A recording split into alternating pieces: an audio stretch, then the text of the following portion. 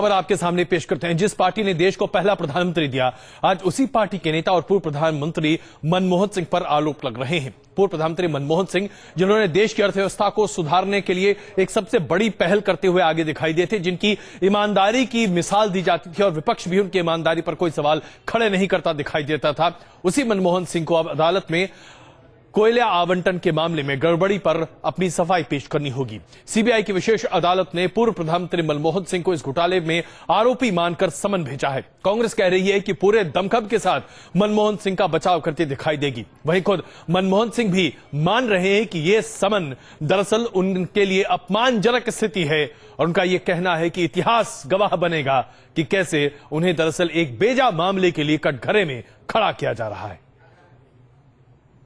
Well, I respect the judicial process in our country, and I hope in any fair trial I will be able to establish my total innocence.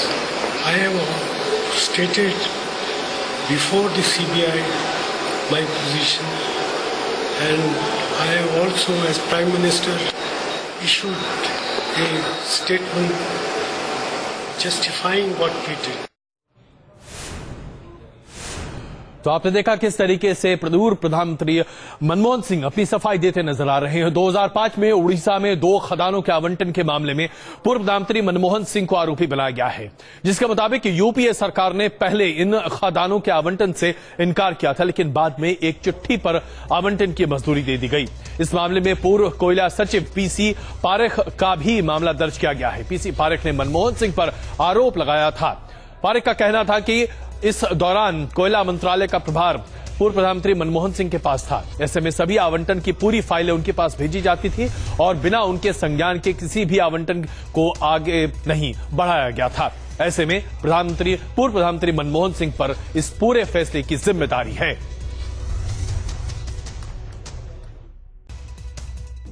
तत्कालीन कोल सचिव Shri PC Parekh की सिफारिश व तत्कालीन कोल मंत्री और प्रधानमंत्री डॉक्टर मनमोहन सिंह जी के अनुमोदन बारे सीबीआई यानी केंद्रीय जांच ब्यूरो द्वारा व्यापक जांच एक से अधिक बार की जा चुकी है और इस पूरी प्रक्रिया को स्पष्ट, साफ और पारदर्शी पाया गया है। अदालत ने न्यायिक प्रक्रिया में प्रथम दृष्टि समन्स जारी किए।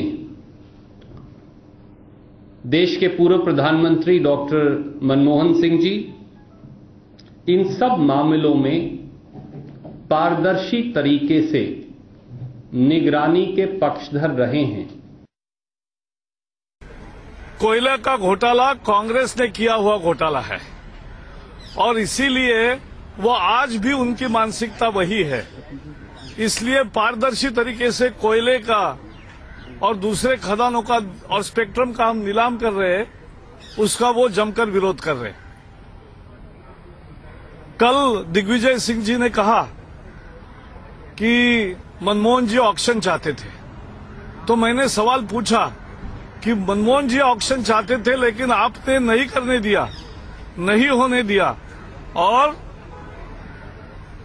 एक अर्थशास्त्री प्रधानमंत्री को सीबीआई के चौखट पर लाने का पाप कांग्रेस ने किया है। पूर्व प्रधानमंत्री मनमोहन सिंह वाकई में इसके लिए दोषी है या नहीं, ये तो अदालत तय करेगी, लेकिन कुछ एक तथ्य हम आपके सामने रखना चाहते हैं। अभी तक सिर्फ 18 या 19 कोल ब्लॉक्स का ऑक्शन हुआ है और इससे तकरीबन 90,000 करोड़ रुपए केंद्र सरकार को मिल चुके हैं।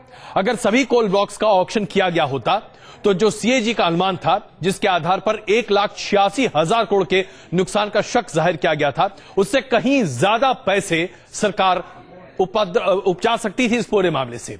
अब इसके बाद सुप्रीम कोर्ट ने 24 सितंबर 2014 को 204 खदानों के आवंटन को रद्द कर दिया। बाद में मोदी सरकार ने अध्यादेश के जरिए 119 खदानों को दोबारा आवंटित किए जाने का फैसला किया।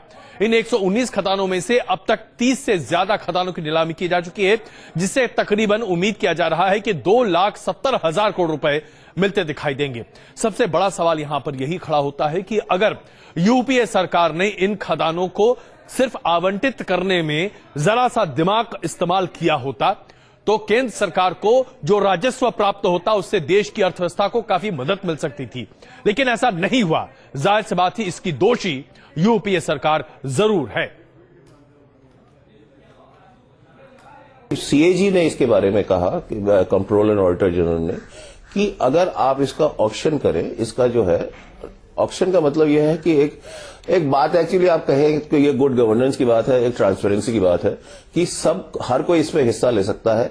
जो सबसे ज्यादा इसके जो है बोली बोलेगा उसी को हम कोयला देंगे। इस तरह से सीएजी यानी कंट्रोलर एंड ऑडिटर जनरल ने जो ऑब्जेक्शन लगाया था यूपीए गवर्नमेंट का ऑक्शन करने का जो सिस्टम था, उसमें उन्होंने कहा था कि जो भारतवर्ष को लॉस हुआ है वो 1,86 लाख करोड़ हुआ है।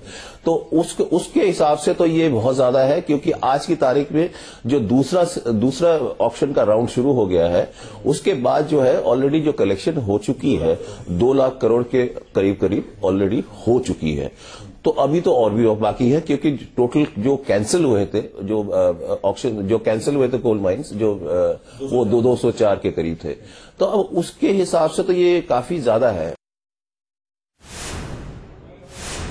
और आइए आज की दूसरी